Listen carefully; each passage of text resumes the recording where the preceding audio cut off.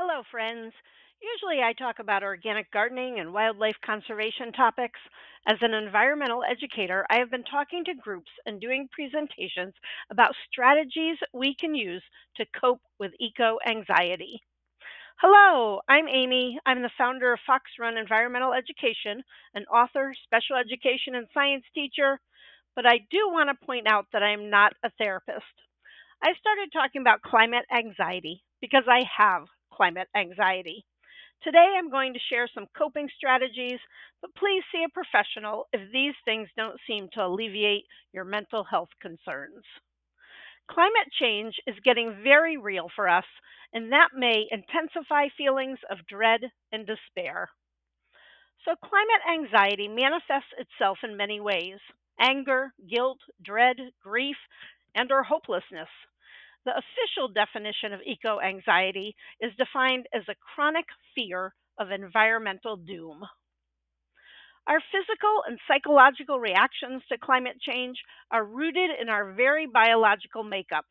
Even though we are evolved, quote unquote, whenever we perceive a threat, we exhibit a fight, flee, or freeze response. These reactions developed thousands of years ago as a survival mechanism when we faced predators. They persist because evolution moves at a much slower pace than our society. Someone who tends to have a flee response may be a climate denier or not want to discuss it at all, while a fight response can manifest itself as activism. The freeze response to the climate crisis is often termed eco paralysis, which can lead to avoiding the issue, depression, or despair. As of right now, there is no official diagnosis for climate or eco anxiety. It falls under generalized anxiety or depression, although I have seen quite a bit of professional development out there on climate anxiety, so that's a good thing. So you may want to start with some self reflection. How are you? Mentally, physically, and spiritually? Take an honest inventory. You can Do you have a safe place? This can be a physical place or one that you visualize. Either way, it needs to be somewhere tangible that you associate with a feeling of calm. Your safe place can change. When I moved from Kentucky to Wisconsin recently, I became obsessed with water. Luckily, my home is a short walk to a large lake. Kayaking makes me feel very calm and relaxed. It's important to learn and recognize how your body reacts to stress. It's normal to have very physical reactions. Our responses and what works best for us are all going to vary. Also, this is a gentle reminder to those to do those things. Often we know what to do, but in our hectic lives, we don't always make the time. If you are a high school environmental club leader, I'm happy to send you a free PDF of the workbook I wrote to use with your students. Just email me from your school email. For others, the PDF is available for sale on the website and on Amazon in paperback. Anxiety causes you to feel a disconnect. These strategies help you reconnect with your immediate surroundings and body, which helps to lower stress. Grounding is great for all ages because it helps us connect with our physical world.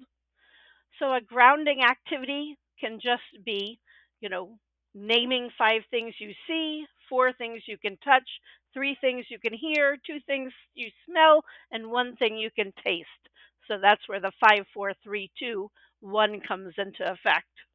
Um, these calm strips, this is kind of a special ed strategy, but they're textured strips, and just running your finger along them is a nice connection, and it feels nice. Placing your hands in water is very relaxing. This could be a lake, a stream, or just a bowl of warm water in your house. Dropping anchor is similar to grounding. You connect with your body and connect with the earth. Wiggle your toes, then your fingers. Take a deep breath and push your feet into the floor or the ground if you're doing it outside. Sit or stand up tall, depending on where you are. Raise your arms over your head and press your fingers together. You are an anchor. Meditation is a great way to calm your body. I like using guided meditations because my ADHD brain doesn't focus very well. Meditation helps us clear away information overload and helps us learn to handle stress in a healthier way. Get outside, even in winter. I am not a winter person, so when it's cold, I have to push myself to go outside for my walk. But then I'm so glad I did. Get those endorphins going. One study published in Scientific Reports found that spending at least 120 minutes a week in nature is associated with good health and well being. Holding stones or crystals is a great way to connect to the earth. Rocks are part of the building blocks of the earth and have a subtle but very strong energy. Journaling is very therapeutic.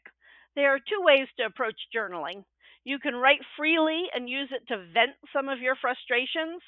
You can also do a guided response. So on this page, I ask the writer to describe a natural environment that brings you a sense of peace and calm. This helps to bring to the forefront and identify those feelings. Spending time with animals is a fabulous coping strategy. However, I have a caveat, and, and I'm totally guilty of this. If you do animal rescue or rehab, that is often a very stressful experience. You need to acknowledge that you are in crisis mode with that animal. Our pets are very different. When I just hang out with my rescue horse Rocket or my grand dog Roman, I can allow my body to relax and enjoy the moment. In addition, many animals symbolize courage and justice. Focus on them as a coping mechanism. My clan animal is a moose, and often I can calm myself by thinking about them. I admit to having a hard time with this. We are often strongly compassionate towards others, other people, other animals, but seldom ourselves. Be compassionate to yourself. Creative experiences are very healthy and a form of self care. My daughter in law does ceramics. It's great because it's a very physical experience, connecting with the clay and shaping it. A great way to relax is to color, not just for kids. In fact, the adult coloring book market is booming because it's so relaxing. I personally love baking bread. The whole process relaxes me, and I take out all my frustrations during the kneading process. Self care is going to be different for everyone, but it's important that you take or make that time. Our world is overwhelming and busy. Connect with others. Another way to feel positive is to look at many of the climate activists who are making positive change. I find their stories inspirational. Citizens Climate Lobby is a great organization with many local groups. They also address habitat loss and wildlife issues, if, like me, that's your thing.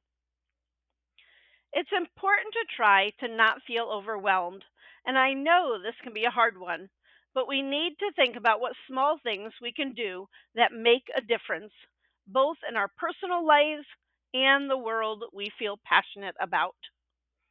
We want to continue to function and find joy in our everyday lives. This past spring, I did a citizen science program with Audubon to monitor a couple of local eagle nests. This gets me out in the parks, and I feel like I'm doing something positive as this data will be used to help eagle populations. I also feel good about the work I do in wildlife rehabilitation. Many species of wildlife have been affected by the changes in our climate, and just like us, this can affect their overall health. I have a video on how to become a wildlife rehabilitator if you are interested. We all have strengths. How can you use yours? Acknowledge your strengths and the things that make you unique. Then, when you feel despondent, you can focus on those. Set boundaries. Say no. Don't deal with detrimental things or people. Again, this is very personal. Don't let yourself get filled up with anger. And I will admit to not practicing what I preach here. I have a temper. I yell at the computer a lot. I watch the news because I want to know what's going on in the world. But then I get mad because of what's going on in the world. And I yell at the computer. We can get caught up in a downhill spiral if we focus on the negative. Imagine a world where everyone is actively engaged in positive environmental contributions. Have that safe place in your brain for times when you are feeling frustrated or depressed. Imagine yourself walking into a better place because you are making a difference. I do want to remind friends that the comments on my channel are a safe zone. You don't have to agree with me, but be respectful when you disagree with me or others. I've spent 25 plus years in education and I have zero tolerance for rudeness. So I do want to acknowledge and thank you for all of the things that you are doing for the environment and wildlife. Keep up the great work. Thanks for watching. You can check out the video that YouTube thinks will resonate with you next.